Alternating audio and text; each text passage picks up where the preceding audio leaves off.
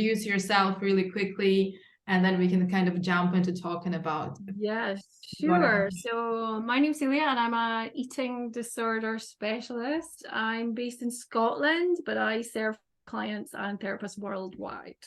So, and I've been very much looking forward to this talk today too. This is a very important topic. So I just wanted to ask you in the beginning, how common are eating disorders and what is it? Can you just explain? Because I think a lot of people who I speak about disordered eating, they kind of go into polarities, I guess, around it. So how common is it and what does it actually entail? Well, it's much more common than people would imagine. So in terms of what is disordered eating, my understanding of kind of disordered eating is that eating exists on a spectrum. So there's a kind of spectrum of behavior around eating. And on one end, I would describe eating with ease, which is a really kind of relaxed relationship with food. There's lots of flexibility in terms of what you can have and how much you can have, the types of foods you can have. There's the ability to really enjoy food and see it as a form of pleasure. Then we move into the kind of center, which is kind of what I would class as disordered eating, where there's more rigidity around food, maybe limiting certain foods or entire food groups. There might be some sense of kind of guilt and shame around eating, around what should be eaten or what shouldn't be eating, what you shouldn't be eating. There's often this idea that certain foods are good, certain foods are bad, and that actually we should really be focusing on eating the good foods. When we're eating the good foods, we kind of view ourselves as behaving. When we're eating the bad foods, that's seen as, you know, that we're maybe bad. So there's kind of a moral judgment around food. So that really kind of exists in the disordered eating kind of part of the spectrum. And then we move into what we would call kind of clinically diagnosable eating disorders, which really is just very more specific set of behaviors, but that would connect with all the disordered eating behaviors. So it's basically a more extreme version of the disordered eating. But there's very often very similar behaviors in both of those groups. It's just the eating disorder presentations are just a more extreme form of disordered eating. But yeah, disordered eating is very common. We were just talking earlier, and I've yet to meet a woman who has not at some point had a tricky relationship with food. It just seems to be really part of our culture that food is used to support us in some way, whether that's to, you know, in terms of managing our emotions or trying to control, you know, our body or how we feel. So it's really seems to be just part of our culture, part of our toxic culture that we're living in, unfortunately. Yeah. And I think what's, you know, just kind of what I'm thinking as you're talking is that in my experience, and that has been also my personal story, that I didn't have an awareness around it as well. So I think what's interesting about eating disorders is that not many people in my experience actually know that, or they notice that, because it's almost kind of becomes so, you know, it's just like something that we have, right? And then like sometimes we skip meals and sometimes we don't have time to eat and sometimes we don't have time to cook something that's like nurturing. But it almost, especially for working parents, because obviously this podcast is for parents, it almost kind of becomes just a very familiar pattern. And then obviously it has an impact, and at the same time it's unnoticed. So I'm just like wondering if it's also something that you came across, that not many people have an awareness around their eating habits, or they don't have an awareness of what it means or how it's related to how they feel emotionally, and those connections. Yeah, because I guess we get into a pattern of behavior, and so much of what we do each day is unconscious. I'm sure I remember reading somewhere around 95% of what we do each day is a repetition of what we did the day before. Like, so much of it is just unconscious. And so, you know, our lives are busy and we get into these habits, and eating gets sidelined. you know, and eating is so important, being able to nourish ourselves and take care of ourselves. Food is an important aspect of that, but it often gets sidelined in our busy lives, especially as parents, and I think especially for female parents, I think especially for women. So Other people's needs take priority over our own, and so, you know, yeah. it's our needs that get sidelined. Yeah, there is definitely that competition of needs, especially, you know, in the, I guess, perinatal stage where it's almost like, yeah, it becomes really difficult to separate. Yeah, for sure. And especially for first-time parents, you know, you've gone from this experience where actually you're at the center of your experience, and then suddenly this other human being is needing all of your attention all of the time. And that's a huge, huge shift in terms of, you know, your priorities, you know, and your needs and time and energy to nourish yourself, because this little human being is taking up all your time, energy, and resources. Yeah, absolutely. Yeah. And before I started recording, you were actually saying that women are more likely to have eating disorders than men. And yes, that's much more prevalent among women than it is among men. It is increasing among men, but the numbers of women experiencing disordered eating just way outweigh the number of men. Yeah, it's historically that's been the case, and although the numbers of men are increasing, I suspect that pattern will still stay the same in terms of the number of women affected being much greater than the number of men affected. Yeah. And I'm wondering how is that, you know, connected to, and I think this is also something that you've shared with me before, you know, those early family messages. It's like when we have, like, I have two sons, you know, and obviously I think when they're eating and they're eating a lot, you know, and they have a good appetite, I feel happy, and, you know, and I know that they're kind of growing and everything is okay. Of course, if they're not eating, I'm thinking, you know, is that a message for something? But then if a girl is eating like a lot, it's almost like the societal messages around that is very different, as you were saying. Yeah, the societal messages are so strong around women and how and their bodies and how they present their bodies to the world. And there's this real focus on presentation being part of who they are and part of how worthy they are viewed, you know, by other people. So there's a focus on women to, you know, and young girls too, that there's this real focus on desirability. Mm. In terms of, you know, they're liked by how they present themselves in the world. So how pretty they are, how passive they are, how kind they are, how caring they are. You know, these qualities are really revered. And so, you know, from a very young age, there are these messages that what you look like is important. And food is a driver of that. So if you're a girl and you're eating too much, then that's often viewed as a negative thing. You know, be careful, because you're making things difficult for yourself. You're not going to be as desirable. You know, and maybe those aren't the words that are used, but that's kind of the intention behind it, unfortunately. Yeah. And where all this message is coming from, because I think this is also something that I guess is outside of like an awareness that we have very often, you know, that a lot of those patterns are kind of transgenerational. A lot of that parents are coming from traditions, culture, events, you know, global events, some of the historical events, right? But where do you see those like messages, very different restrictions or ideas that we as a society have around food? Where is it mainly coming from? I mean, I guess in terms of different cultures, there might be different reasons in different cultural settings.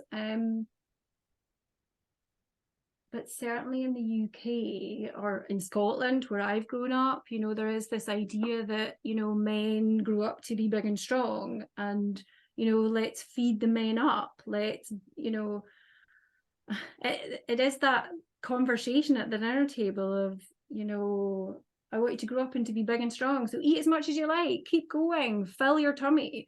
But it's just not the same language used around girls. It's just not how it's done. You know, there is this, you know, and I think it's, you know, I think some of it stems from the trust that we hold as parents in our own body. So as you know, my mother didn't trust her own body, so why would she trust mine? You know, and that feels a generational thing, you know, and it's likely her mother didn't trust her body either, you know, that their body had to be controlled in some way through, you know, dieting was rife. My mum moved from one diet to another, and this is very common, especially for women my age whose mothers, they, you know, it's a very common experience. Yeah. And Yeah. it's very common in women my age, you know, I'm sort of mid-40s now. It's very common for women in their mid-40s to be on various diets through their life. So, you know, the dieting is really about not trusting our body, not trusting in the wisdom of our body, not trusting in that attunement, you know, to our own hunger and fullness. We can be guided by our own bodies, but diet culture takes us away from that. It took our mothers away from it, and then that gets passed down. So if I'm not trusting in my own body and, you know, the wisdom of my own body to lead me, to guide me in terms of what I need, then why would I be doing that with my own daughter? Do you know, there's a block there, there's a barrier. And if I have fears around, you know, the needs of my body or the desires of my body for certain foods, or you know, I'm going to be fearful of my daughter's desires for those foods. Do you know? So there is, and our kids pick up what we feel, you know, there's a lot of unconscious stuff picked up. So if there is kind of fear and anxiety about, you know, our daughters having an extra dessert or an extra mouthful of something, they're going to pick that up on some level. Yeah. So I mean, it may be different in different cultures. I guess I can only speak for my own culture in Scotland, but they're very much in Scotland. There's a very big divide between, you know, how men are brought up and how women are brought up, and you know, especially in the rural community that I live in, it's still very much, you know, those traditional values kind of exist. Yeah. Yeah. I mean, I think in my experience, and I've shared some of that, you know, there was definitely a lot of messages around food and like, you know, the connection between food and emotions. You know, I remember because I was kind of growing up in Russia, you know, and obviously Russia has that kind of whole transgenerational memory and trauma after the World War, you know, and the hunger, and then obviously what happened after, and that whole kind of history. But I really remember, you know, the messages around you have to eat everything on your plate, and this is just, you don't throw away food. That wasn't like something that was accepted for my family. It was really that we don't do that. Just and that makes complete sense given their experience, given that exactly. food is so scarce. It's like we're really grateful for the food we have on our plate, so we're going to have it all, you know. That makes complete sense. But when we're now, you know, when families then move into that kind of experience where food isn't scarce, that's no longer required. And I certainly grew up around that. You know, you need to eat everything on your plate. You need to wipe your plate clean. And actually, there was this sense of like it was rude or offensive to leave something on your plate. You know, that was a bad thing to be doing. And that forces us to disconnect again from our own hunger and fullness cues. We're not paying attention to what our body needs in that moment, because actually what we're paying attention to is satisfying the needs of the grown-ups around us to finish our plate. You know, for example, you know, when I make my son dinner, I make him kind of the same amount of food every night, and some nights he'll eat everything on his plate, and then he'll say, I'm still hungry, like, can I have some more? And then there'll be other days where he maybe eats half of what's on his plate, and he'll say, I'm full, like, I've had enough. So there's that space for him to really be listening and attuning to the needs of his body. And that's amazing. And that's so different to how I was brought up. Yeah. And I think it's, you know, obviously when kids are born, they have such an amazing connection, you know, with their bodies. They have an awareness about their feelings, and they don't have like good and bad feelings, right? But they're obviously very quickly learning that filter depending on the reaction that we as parents are giving them. When babies are first born, like, they don't even have an awareness they have a body. Like, they're not even at that stage yet. Yet there's, you know, the hunger sets in, there's some kind of discomfort, and they make a noise, and somebody responds and brings food, you know, brings milk. And you know, there's no discussion, there's no conversation, there's no processing. It's just like there's a discomfort. Oh, there's food. Oh, that feels great. That feels really nice. And then babies know when they've had enough. Their head pulls away, like they pull away from the bottle or they pull away from the breast. There's an innate knowing that there's enough that's been had. You know, so we have this wisdom in our body. It's already there. Even as grown-ups, that wisdom still exists. It's just that we've stopped listening to it. But we can relearn, like we can reconnect to that wisdom in our body. It just takes a little bit of practice, but it's still there. It doesn't disappear, which is the amazing thing about our bodies. So what is just kind of, how do we as parents obviously can promote what you're talking about, you know, that kind of being, I guess, in relationship with food, that, you know, that kind of very nurturing relationship, as opposed to viewing it like through the lens of various restrictions, those messages, obviously some of them are inadequate reaction to what was happening, and still now obviously, you know, there's a choice around it. So how can we as parents, what's the right way? Yeah, that's the right way. Yeah. Well, I guess there's two elements to that. So there's the work on ourselves, you know, and then there's the work on supporting our children to nourish themselves. So, you know, I think in terms of our own, you know, we have our own blind spots around that. So doing some work around our own relationship with food and some of our blocks there. You know, are we limiting our food? What are the reasons for that? Are there foods that we don't allow in the house, for example? Why is that? What's that about? Are there fears around specific foods being in the house, for example? So there's certainly some work to do there in learning to tune into our own hunger and fullness cues and learning to trust in our own needs and the wisdom of our body. But there's also that need to create space for our children to explore and experiment with what they like and don't like, and how much they need and how much they don't need, and that freedom of choice. So I guess if I think about, you know, how I do things with my own son, like for example, for breakfast, there's always choices. You know, it's never like, this is what you're having and this is how much you're having. You know, that there's a sort of, here's the selection. What do you feel like? How much would you like? You know, there's not a sense of me serving something up to him and saying, well, that's enough. That, you know, that should be enough for you. So certainly lots of freedom, and lots of choice, and focusing on this idea of, you know, all food is good food.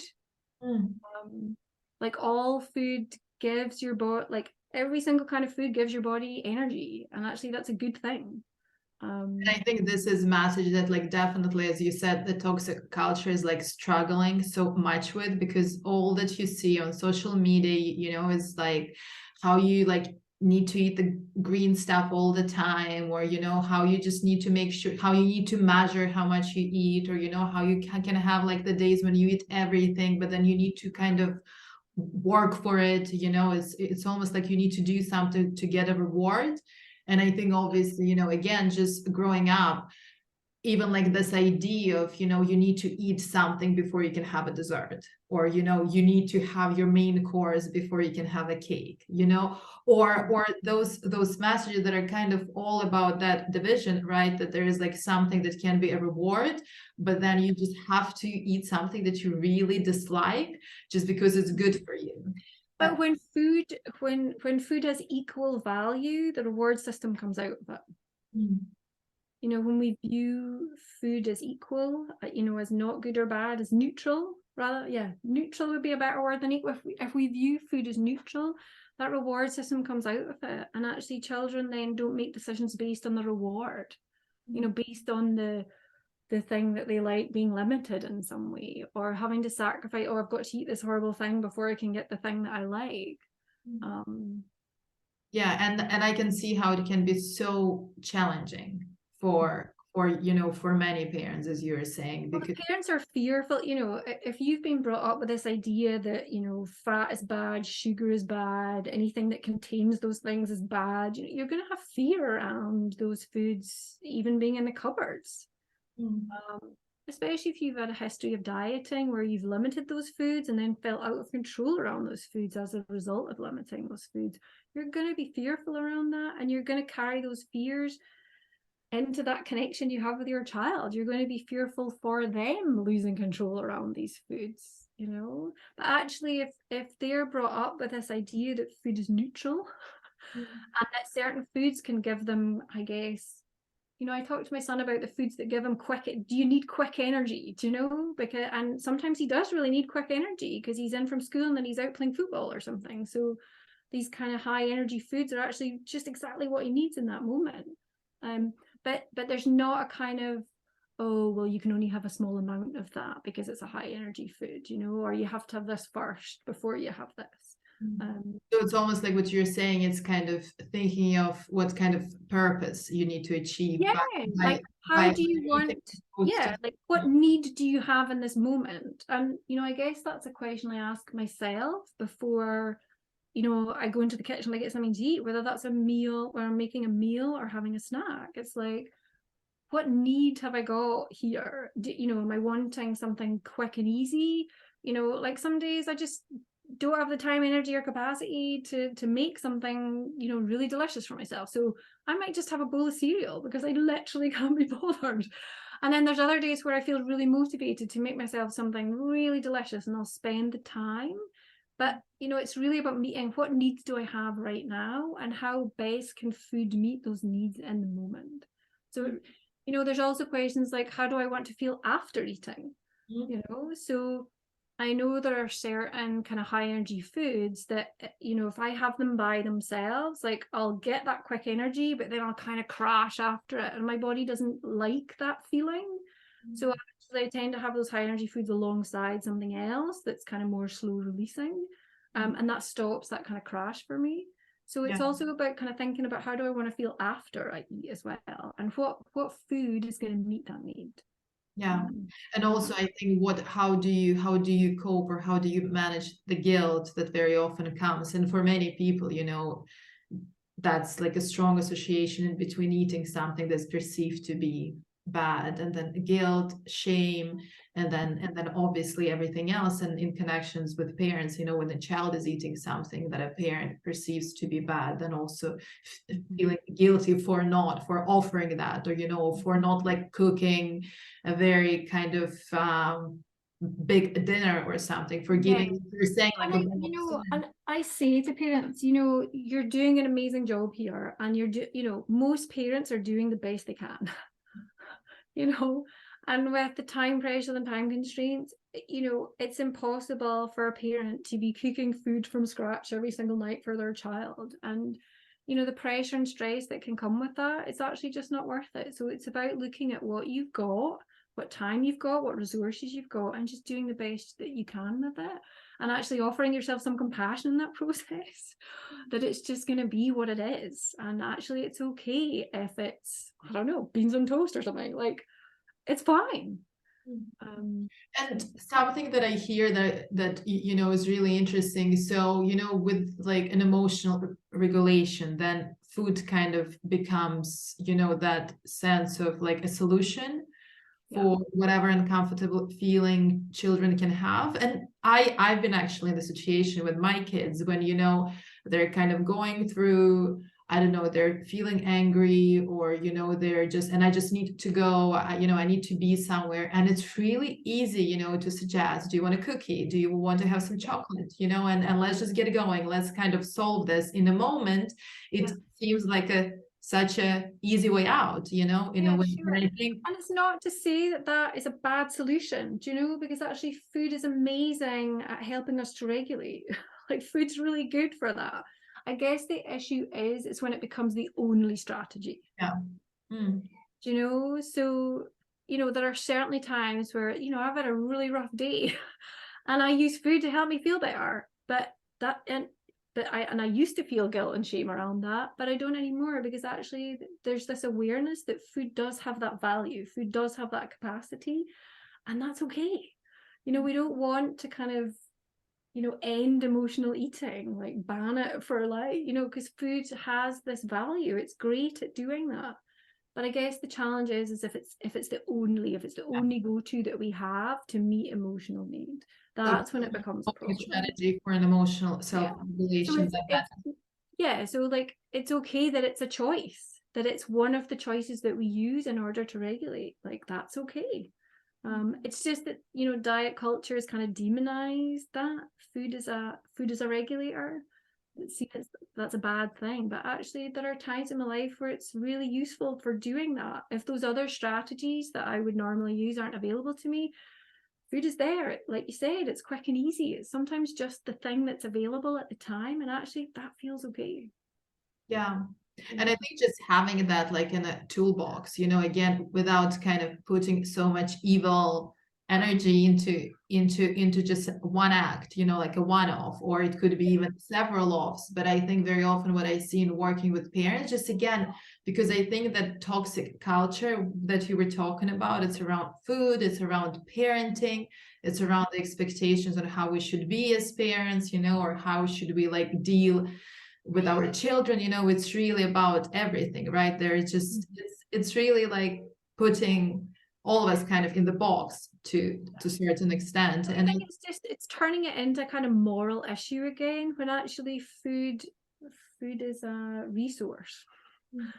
You know, and food can be an emotional resource too, and actually, you know, giving ourselves permission for that really helps combat that guilt and shame around it. You know, having permission for that to be one of our strategies in the toolbox begins to take that, begins to take guilt and shame out of that experience, which can be so life-changing for people, especially if we've had, you know, years and years and years of guilt and shame around that kind of moral aspect of food, when food isn't a moral issue, or it shouldn't be. Food is a resource in our lives. It's, you know, how we nourish ourselves, but it's how we can connect with other people. You know, it's how we can bring people together and celebrate certain things. You know, food is a really important aspect of our life for all kinds of reasons.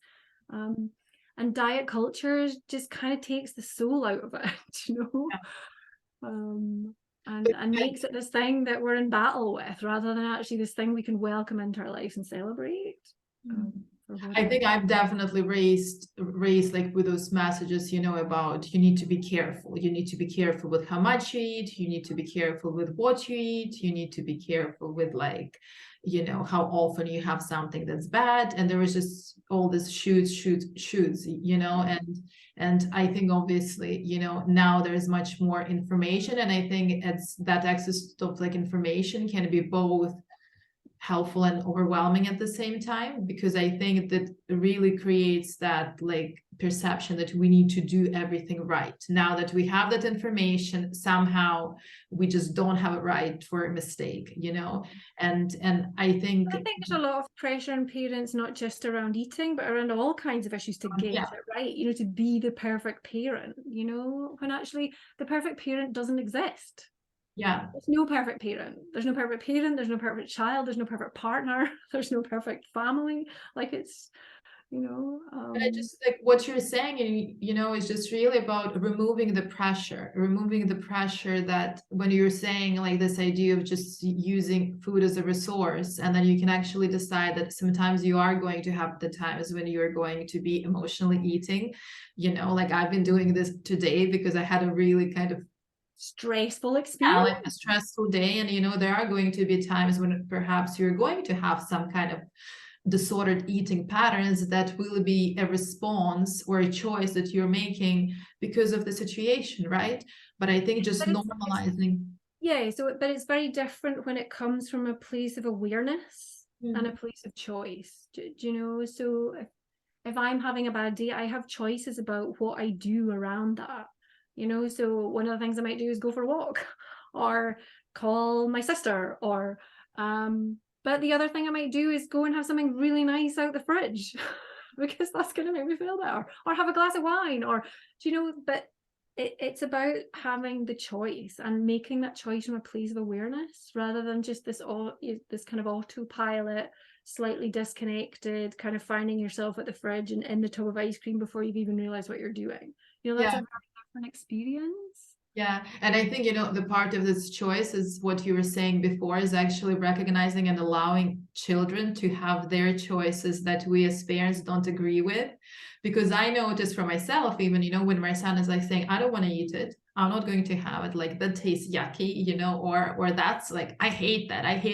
It stirs something in me, because it's almost like there is all this implicit messages, the memories are kind of coming up, you know, and it's can you name what some of that's about?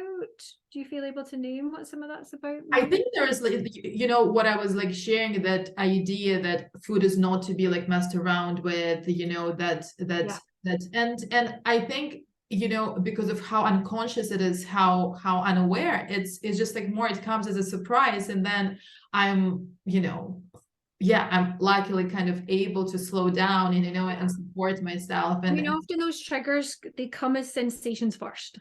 Do you know, like you kind of described something was happening in your body there. There was a sort of sense response to that. Yeah, it's almost like I just want to tell him, eat it, you know, eat it, like it's good. Be grateful for what you have. It's because my parents went without. Yeah, and it's fascinating because I think that choice is exactly about, even, you know, they're young, right? Because the younger they are, the children are, the more awareness they have around their bodies. So I think it's sure. The more tuned in they are, just recognizing that if they're not eating, that's their choice. But it can be so challenging because I hear parents say all the time, you know, my child only eats pasta, or my child only eats this. What do I do? How do I feed him everything else? How do I make sure that he has other food? So it can be really challenging to just, I mean, it can be really stressful if children are eating limited diets, and some of that can be around kind of sensory issues. So some children are very highly sensitive, and those sensitivities include sensitivities around food. So particular textures, for example, can be extremely overwhelming for them. So actually, they just don't want to go anywhere near those foods. And it's not that might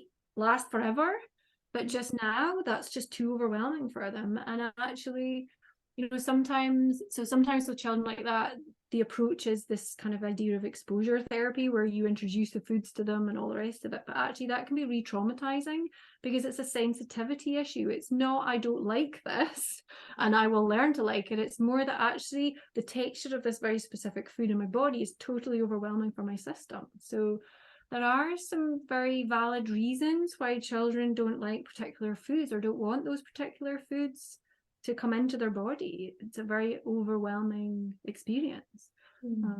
But it can be very stressful for parents if children are on these limited diets, especially maybe if they've had quite a varied diet as a child. You know, they'll be concerned about the impact of that. So it's both kind of trusting the body, like trusting the process, really seeing beyond that, you know, he or she is not eating. Or being just really curious about what's going on for your child, like really for yourself, right? like questions, like, oh, I'm really interested, like, what is it about this food that feels really challenging for you? Is it the taste or the texture or the way it feels in your tongue? Or I don't, like, you know, have those kind of conversations and you'll learn a little bit more. Like, children are really, in my experience, are quite open to telling you about these things. If you're interested in them, they're really happy about that.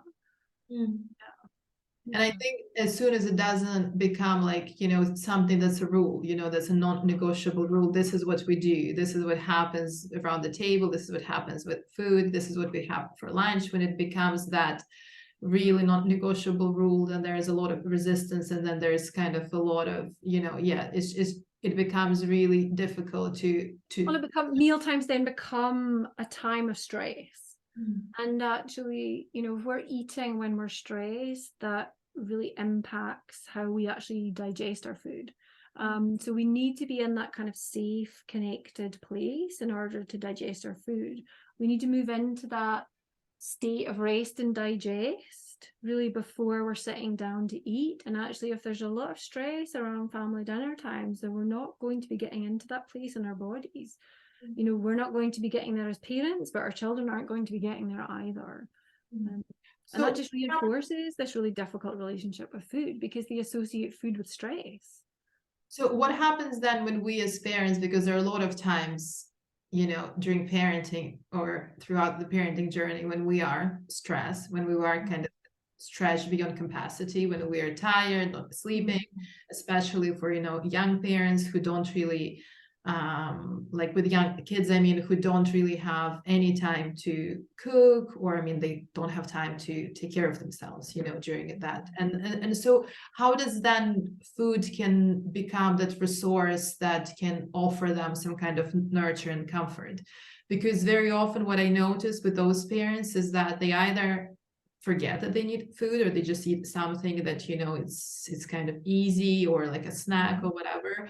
But it always, in my experience, reflects that kind of idea of self-care, you know, of the needs being met, or, you know, how do we kind of, and what I mean, it's really hard to meet our needs if we're not connected Mm. to ourselves and our body, because it's really hard to even identify what those needs are. You know, if we're running around kind of quite disconnected from our body, then we are going to forget to eat, because we're not going to be listening out for those hunger cues. We're going to miss them. or we're going to eat a lot on the opposite of that, right? Yeah, well, if we go, so I tend to think of the kind of body as a fuel tank. So we're sort of empty at 0 and packed to the gunnels at 10. And what we really want to do is try and stay in kind of between a 3 and a 7. So we don't want to get any hungrier than a 3, and we don't want to get kind of any fuller than a 7, because going past those points creates real stress on the body. And that's like a window of tolerance as well. If you think about an emotional regulation, so it's really So similar. it's really about focusing, paying Yeah. attention to kind of, where am I, you know, how full is my tank right now? You know, because if I'm starting to get close to 3, then I need to think about eating before I get too hungry. Because the stress, you know, that creates stress in the body. If we go past that, you know, past 3 on the scale, it really builds the stress in our body. And you know, as soon as we then access the food, we're going to eat more than we need, because the body's going, right, we've got access to food, let's stock up right now, just in case this happens again. You know, just in case there's a, you know, the body doesn't know that food's freely available. The body believes that food is scarce, so it's going to make you stock up and eat more than you need to. And vice versa, the stress in the body, you know, when we overeat, that creates huge stress in the body. It also tends to fill us with guilt and shame. Which then, you know, we wake up the next day, oh, I had far too much yesterday, so you know, I'm going to skip lunch today. Or, you know, when you get into that sort of feast famine cycle, which again just creates even more stress on the body. Yeah. So really trying to focus on that kind of topping up and keeping yourself between that kind of 3 and the 7. It's a great approach, and it's certainly one I use very early on with my clients, to really help them learn, just to kind of check in and learn, well, how does my body feel when I'm at a 3? How does it feel when I'm at a 5? How does it feel when I'm at a 7? And also helping them to understand and recognize their own unique hunger and fullness cues, because these are different for everybody. You know, so for example, I guess, although they're different, there is one common kind of cue for starting to feel more full, and that's that, you know, when we start eating, our food tends to taste really delicious, but actually as we move towards fullness, the food doesn't taste the same, kind of loses its flavor, and that's a really good sign that actually you're starting to get to that point of fullness. So it's things like this that can be really helpful for folk if they're really kind of in that chaotic eating kind of pattern. And it's so interesting, because this is something that I think the kids are amazing, you know, it's when I'm just thinking about my son, they're just like, oh, it's so good, mommy, it's just amazing, it's the best food ever. And then like in 2 minutes, they're like, yucky. I'm done. And this is fascinating now, as you were talking about this cues, is just an awareness, and in that, you know, just really from like, this is the most beautiful meal I've ever had, to just, I don't want anymore and I'm done. And this is just, so it's fascinating. And again, the same for, you know, because hunger, you know, most people kind of, if they're in that chaotic kind of eating pattern, you know, they'll recognize like when they're famished, but they won't recognize any earlier signs of hunger. So, you know, like some of my earlier signs of hunger, that I start getting kind of distracted, you know, I can't quite focus in the same way. I start kind of wondering what the time is, you know, that's usually a sign that actually I'm starting to get a bit peckish. So, and that's just the kind of things that are unique to me, but it's really supporting people to kind of try and identify what their earlier hunger cues are, so that you can catch yourself before you move past 3. you know, and really be able to keep yourself topped up in that kind of what I call the sort of safe zone, Yeah. without kind of creating stress in your body. So And yeah, certainly that's definitely something I support my clients to identify in the early stages. and I think, you know, equally that relationship with food that you're describing can be like an indication of overall an emotional state, right? Because I think very often parents, again, when they're kind of in this autopilot, you know, like in the survival mode, there's so little recognition on kind of where we are emotionally, because there's like so many feelings being just dismissed, right? Because there are like so many demands, and then you kind of need to just, you know, survive, or you just need to like take care of, and you know, your work, your family. And then I think just noticing the relationship with food is such a powerful message about where we are, and if we need to slow down, or if you need to take extra care of ourselves. Well, I think food, you know, the way I view food is that food is a metaphor for, you know, so if we're not in that eating at ease kind of place with food, then food has become a metaphor for something, you know. So if we're in that kind of restrict binge cycle, then it's likely that we're, you know, we're moving between sort of rigidity and chaos in other areas of our life. Yeah. You know, and actually if we can start moving towards the middle ground and away from the rigidity and chaos in other areas of our life, we'll find that our relationship with food will start to shift. Equally, if we work on our relationship with food, you'll find that the other areas of life start to shift too. One kind of influences the other. So it's interesting to kind of view food as this metaphor, and really trying to maybe understand what's your metaphor. What is food a metaphor for in your life?